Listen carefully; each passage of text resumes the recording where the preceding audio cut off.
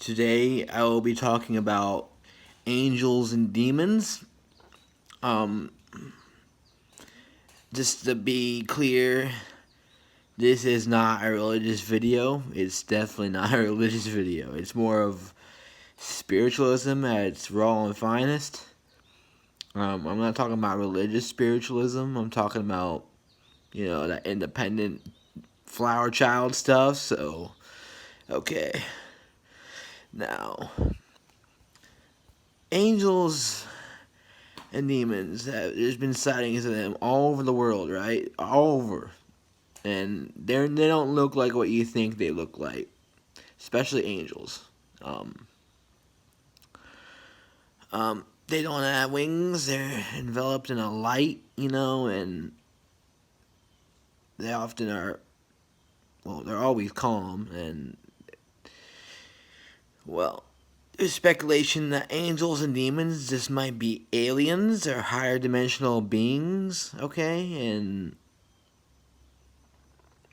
they're just, there's so much in common with between angels and aliens that we don't even realize. They both can fly. They're both capable of psychic powers. They're both more advanced than us. They both came from the sky. What else? They're usually smarter than us and more powerful than us. Um, but there's angels, right? Living in human lives. You don't even need to tap into the metaphysical to see them. They could be your friend, you online somewhere who's spiritual and a witch. A lot of them will be marked as sinners because they get into witchcraft or various tabooish sexual acts, which include BDSM and polyamory and stuff like that. So, yeah, a lot of times these angels incarnated in human lives, known as star seeds, are very psychic, but a lot of times they'll run into trauma and they like to heal with some BDSM. And they have to get marked as sinners for that. It's ironic. God's actual agents being marked as sinners because religious people just do not understand them, and organized religion is the scum of everything. Is what's causing most of these problems, and they claim they were working for God, yet they work against God, and they work for more for their Satan than they do their God, really. You know?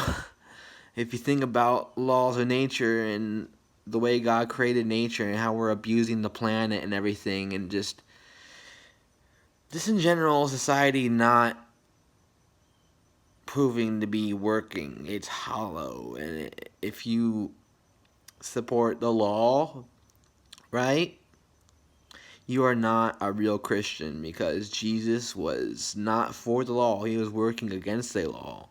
That's why they killed him, because he was working against the law. So, if you can't be Christian, you can't be for Jesus and say that, hey, I've supported the police and I'm for the law and everything like that. No. Jesus was against the system. He was not even religious. He was not a Christian. He was the first star seed, and he was spiritual, not religious. So, he did not create Christianity. He created agnostic Christianity. Or not agnostic, but Gnostic. Gnostic Christianity. Gnostic Christianity involves more of magical things and the mysteries of the universe, and because God does want you to know about the occult. The occult is not from the devil. No matter how much they've been telling you that we worship the devil and everything, we do not. We do not even believe in the devil. So, and if you're against occultism, yet you love astrology, that's an oxymoron because astrology is occult itself. If you think tarot cards are evil, yet you know everything about your chart and everything like that, That's an oxymoron because astrology and tarot match up so perfectly you would not believe it, So, tarot and astrology are both basically the same thing. So, keep that in mind before you calling this stuff evil.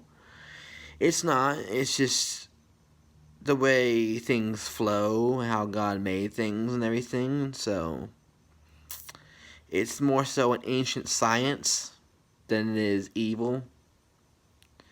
So just keep that in mind. Um, these star seeds living in human lives are essentially earth angels, and they're here to raise the vibration of the planet to 5D, from 3D to 5D. Now, everyone has the power to become Christ. That's what they're here to do. Make everyone into a Jesus. A lot of times there'll be witches, and as for demons, I wouldn't necessarily call them demons, personally. I'd say they're lower dimensional beings and they're not evil. They're more so extremely animalistic and primal.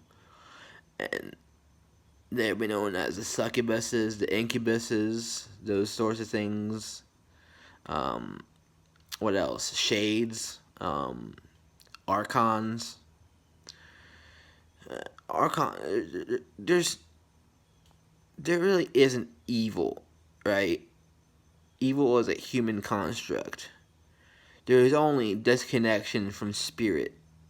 Now, what does that mean? I have a disconnection from spirit. Well, we already have a disconnection from God. So, a big disconnection from God. That's our biggest disconnection, is a disconnection from God. From ourselves, actually. So, and spirit is even more so tied to ourselves than God is. We are a part of God, but spirit is more of what we are.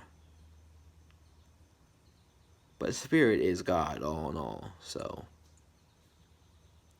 um, yeah, disconnection from spirit is a disconnection from yourself. Um, and often the symptoms will be just basically downgrading yourself to just your physical body. So, yeah, because you are not your physical body. You are the light within it, driving it. Know that. We're all angels in one way or another. We are all from stardust. So, remember that. Keep safe. Namaste.